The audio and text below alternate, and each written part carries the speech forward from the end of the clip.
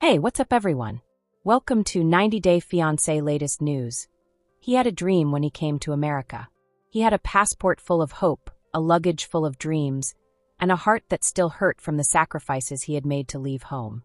Pedro Jimeno wasn't simply another person on 90 Day Fiancé. He was a representation of something bigger. A trip that millions of people could relate to. Love, losing, starting over, and strength. But on a Monday morning in Atlanta's suburbs with dreary skies, that trip came to an abrupt and deadly end. It was still early, not yet 8 a.m. yet. The morning felt like any other. There was a faint coolness in the air. The city slowly came to life. Pedro strolled out of his apartment dressed professionally in pants and a fitting blazer, eager to meet clients and close deals, just like he had done hundreds of times before. His new life was real estate. It was a fresh start after his marriage to Chantel ended, after the media attention, and after the family fights that were shown on TV across the world. This was meant to be his time of tranquility.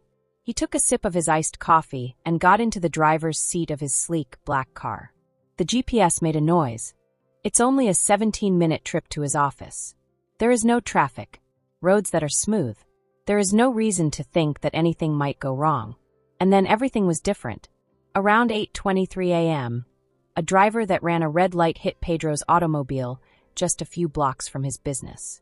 Witnesses talked about the moment in quiet, scared voices. A flash of silver sped into Pedro's lane.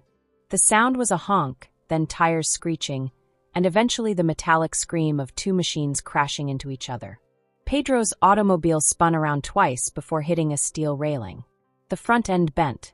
The windows broke. The smoke coming from the hood sounded like a breath that had been held too long. Pedro was slumped over inside, bewildered. His hands were still on the wheel, his head was bleeding, and he could taste metal in his lips. He didn't yell. He couldn't. His body wouldn't let it happen. People started to congregate just beyond the broken glass.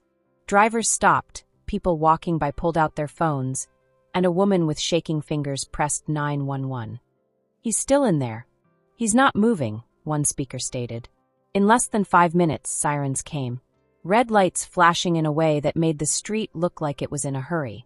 EMTs forced the door open, carefully dragged Pedro out, and put him on a stretcher. His eyes opened and closed quickly. His mouth struggled to say something, but all he could do was take one breath before passing out.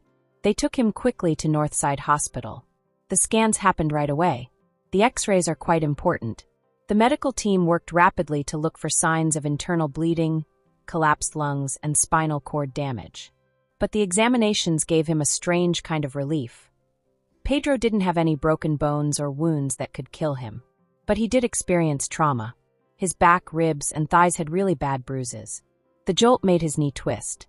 His neck was tight from whiplash. His right arm was swelled and shaking, and something deeper inside. The bruises that the body couldn't show. Pedro finally woke up as nurses brought him into a private room.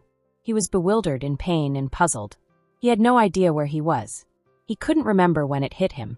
Just the cold, the quiet after the crash, the bright white of the lights in the ER above him. He asked for one thing. Will I walk? The room at the hospital was quiet. The constant beat of the Ford drip, the low hum of the machinery, and Pedro, who was still and stared at the ceiling tiles as if they contained answers. They found his phone in the wreckage. In a plastic evidence bag, it was broken. But the flood started when it was turned on. Many missed calls. A lot of messages. Rumors are spreading like wildfire on social media. The fans already knew. Someone who saw the crash recognized him and put a hazy picture of him on Reddit. The caption said, "Pedro Jimeno in a car crash?" It was everywhere in a few hours. Instagram, TMZ, TikTok accounts that put together videos of his happy face with melancholy music. People were guessing if he had been inebriated, exhausted, or going too fast. As always, the internet transformed a tragedy into something to read. But Pedro didn't care about all of that. He was hurting. Pain that is real. The kind that makes it hard to breathe when you try to sit up. The kind that makes you wonder if you'll ever feel normal again. The kind that makes even the strongest people question how powerful they are. He was by himself. There were limited family hours. Nicole, his sister, had called the hospital 3 times from the Dominican Republic, begging for news. She wanted to come by plane. Pedro said no, though. Not yet, he said softly over the phone, his voice low and scratchy. I need to think. By myself. Pedro pondered about everything while lying in the bed. His youth. The apartment in Santo Domingo that was too full.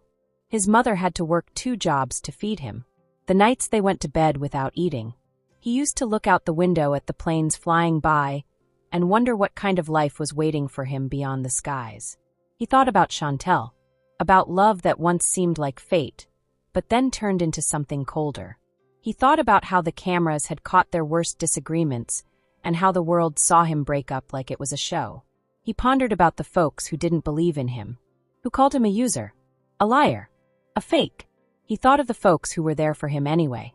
He remembered the day he acquired his real estate license. The way he cried in the car after he sold his first house. The clients who shook his hand and called him Mr. Jimeno. And now there he was, hurt, sore, and unable to walk. Would everything go away now? 3 days went by. The doctors told him that with rest, physical therapy, and care, he would get better. No damage that will last. No need for surgery. Just time. And patience.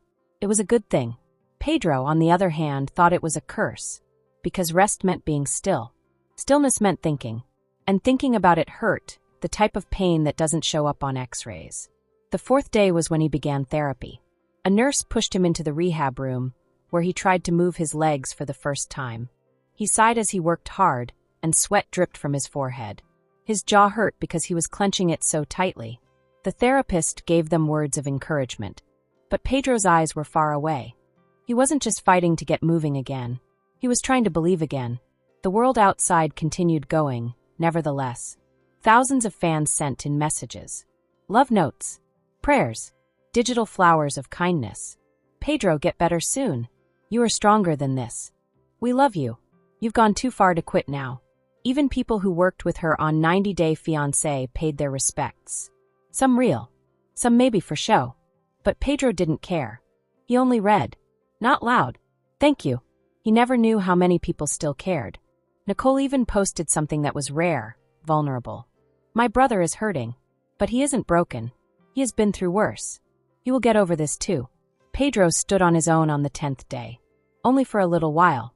Only for a few shaky seconds. But that was enough. Just enough to get anything going inside him. That night he cried, not because it hurt, but because he was proud. The youngster from Santo Domingo had risen tall again, even in a hospital room where there were no cameras or applause. Just him and his battle. He began writing down his rehabilitation, not to get attention, but to be responsible. Short entries in a journal. He left himself voice memos. One recording remarked, "You got this, Pedro. You came here with nothing. Look at you now." Pedro was released 2 weeks after the tragedy. He walked out of the hospital on his own terms, even if it was slow and he needed crutches. The staff clapped. Some people asked for pictures. He really did smile at them. The sun was brighter outside than he remembered. Things seemed different when he got back to his flat. The couch. The certificates in frames. The pile of real estate leads that you haven't read yet. But Pedro was also distinct. More powerful. More wise. Maybe softer. He didn't talk to the press. No live feeds on social media. No videos of people pretending to come back. Instead, he spent his days quietly getting well and slowly going back to work. First from home, then at work, finally out in the field. He started showing homes again, a tad bit slower, a little more present. Clients saw. One woman observed after the tour, "You seem so calm." Pedro just smiled. He said, "Life teaches you things. Especially when you're not looking." The crash altered him. His soul, not just his body. It took away the noise. The things that get in the way. The self. The disgrace. And it left behind only what was important. Staying alive. Goal. Thank you. That morning will always stick in Pedro Jimeno's mind. The way the air felt before it hit. Blood has a taste. The lights that flash. The silence. But he will always remember the applause from the hospital workers. Nicole's message. The person he didn't know who sent him a handwritten get-well card from Nebraska. The moment he stood up, with wounded legs and shaky knees, and knew he was still alive. Still here. Still going along. That's more than enough for Pedro Jimeno. This gossip is over. If you liked the video, Then give your opinion in the comment box and stay with us by subscribing the channel. Thank you.